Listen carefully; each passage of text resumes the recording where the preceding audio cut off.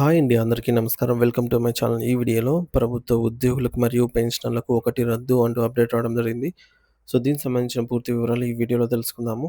Video అయితే ఎక్కడే గాని స్కిప్ చేయకుండా ఎండ్ వరకు చూసేయండి. అప్పుడే ఇన్ఫర్మేషన్ పూర్తిగా అర్థమవుతుంది. అలాగే వీడియో చూస్తున్న ప్రతి ఒక్కరు లైక్ చేయండి ఫ్రెండ్స్. ఈ వీడియోని తోటి ఉద్యోగ, పెన్షనర్ మిత్రులతో అయితే షేర్ చేయండి. కొత్తగా మన ఛానల్ చూస్తున్నవారు ఇంకా ఎవరైనా సబ్స్క్రైబ్ చేసుకోకపోతే వెంటనే మన ఛానల్‌ని సబ్స్క్రైబ్ చేసుకోండి. సబ్స్క్రైబ్ చేసుకోవడం వల్ల నేను చేసే ప్రతి ఒక్క వీడియో మీ వరకు రీచ్ అవుతుంది. ఇక ఆలస్యం చేయకుండా వివరాల్లోకైతే వెళ్ళిపోదాము. ఫ్రెండ్స్, ఇక విషయానికొచ్చినట్టయితే రిటైర్డ్ ప్రభుత్వ ఉద్యోగులకు మరియు విశ్రాంత పెన్షనర్లకు సంబంధించి ఒక అత్యంత భయాందోళనకరమైనటువంటి, గుండెల్లో రైళ్లు పరిగెత్తించేట్టే తీవ్రమైనటువంటి చేదు వార్త చర్చనీయాంశంగా అయితే మారింది. దశాబ్దాల కాలం పాటు ప్రభుత్వ సేవలో తమ జీవితాన్ని ధారపోసిన కోట్లాది మంది వృద్ధాప్యంలో ఉన్న తరుణంలో భవిష్యత్తులో రిటైర్డ్ ఉద్యోగుల పెన్షన్ పెంపుదలపై పీఆర్సీ వర్తించనుందా అనే సందేహం ఇప్పుడు పెను ప్రకంపనలు సృష్టిస్తోంది.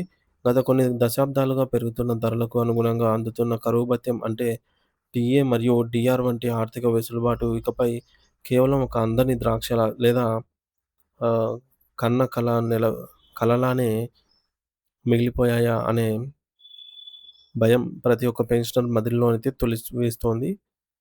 ఇప్పటివరకు భారత రాజ్యాంగం మరియు సుప్రీంకోర్టు తీర్పుల ప్రకారం ఒక చట్టబద్ధమైన హక్కుగా, గౌరవప్రదమైన జీవన ప్రమాణంగా ఉన్న పెన్షన్ పెంపుదల అంశం ఇప్పుడు ఇకపై ఒక కేంద్ర మరియు రాష్ట్ర ప్రభుత్వాల కేవల దయాదాక్షిణ్యంపైనే ఆధారపడబోతోందా? అంటే అవును అనే అత్యంత భయాందోళనకరమైనటువంటి సమాధానం వినిపిస్తోంది. ఈ పరిణామాల పట్ల దేశవ్యాప్తంగా ఉన్న పెన్షనర్ల సంఘాలు తీవ్రమైన ఆగ్రహాన్ని, ఆందోళనను వ్యక్తం చేస్తున్నాయి. దీనికి ప్రధాన కారణం కేంద్ర ప్రభుత్వం అత్యంత గోప్యంగా, ఎవరికీ తెలియకుండా తెర వెనుక తీసుకొచ్చిన ఒక కొత్త చట్టం. అదే వాలిడేషన్ యాక్ట్ 2025. ఈ చట్టం వల్ల రాబోయే రోజుల్లో పెన్షనర్లకు ఎవరూ పూడ్చలేని తీరని నష్టం వాటిల్లుతోందా అని, వారి ఆర్థిక స్వేచ్ఛ హరించుకుపోతుందనైతే ఆర్థిక మరియు న్యాయ నిపుణులు కూడా తీవ్రంగా చర్చిస్తున్నారు. ముందుగా ఈ వాలిడేషన్ యాక్ట్ 2025 వల్ల కలిగే నష్టాలను మనము పరిశీలిద్దాము.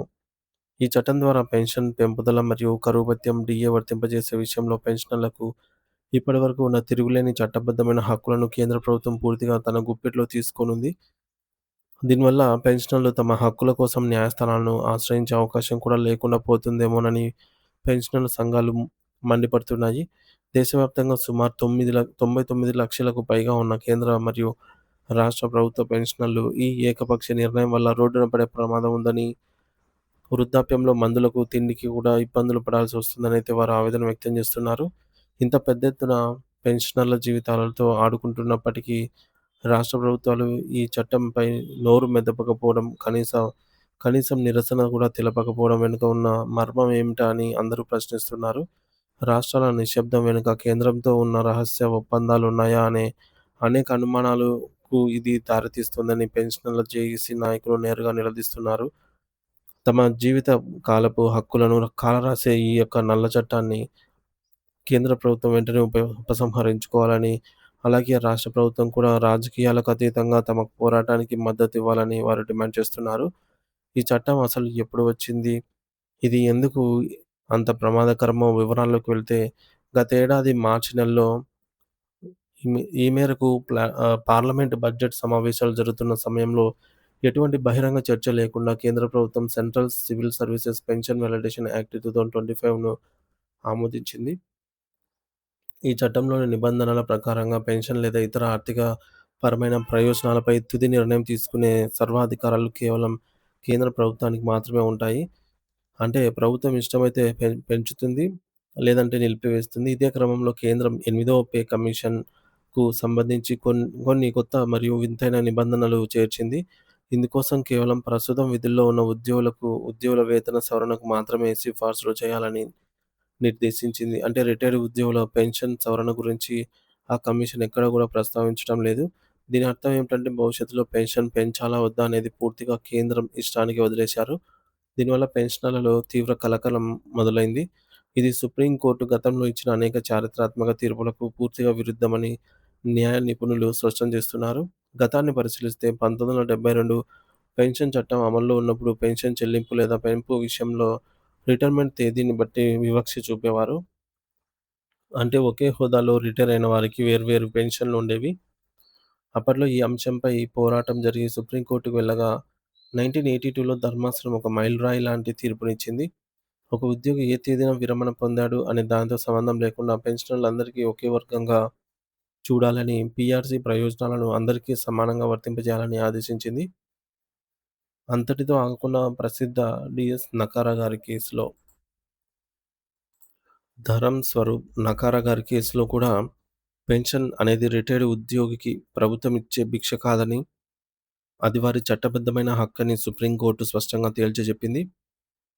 కానీ ఇప్పుడు కేంద్రం తీసుకొచ్చిన ఈ కొత్త వాలిడేషన్ యాక్ట్ ఆ పాత తీర్పుల స్ఫూర్తిని పూర్తిగా అది తుడిచిపెట్టేలాగా ఉంది. గతంలో పీఆర్సీలు మరియు డీఏలు రావటం అనేది పెన్షనర్లకు ఒక రాజ్యాంగబద్ధమైన హక్కుగా ఉండేది.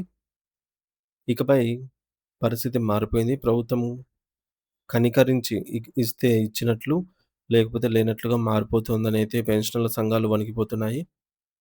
రిటైర్డ్ ఉద్యోగులు తమ కష్టార్జితం కోసం, తమ సొంత డబ్బు కోసం ప్రభుత్వం ముందు చేతులు చాచి దయాదాక్షిణ్యాలపై ఆధారపడాల్సిన దుస్థితి ఏర్పడటం అత్యంత దారుణం.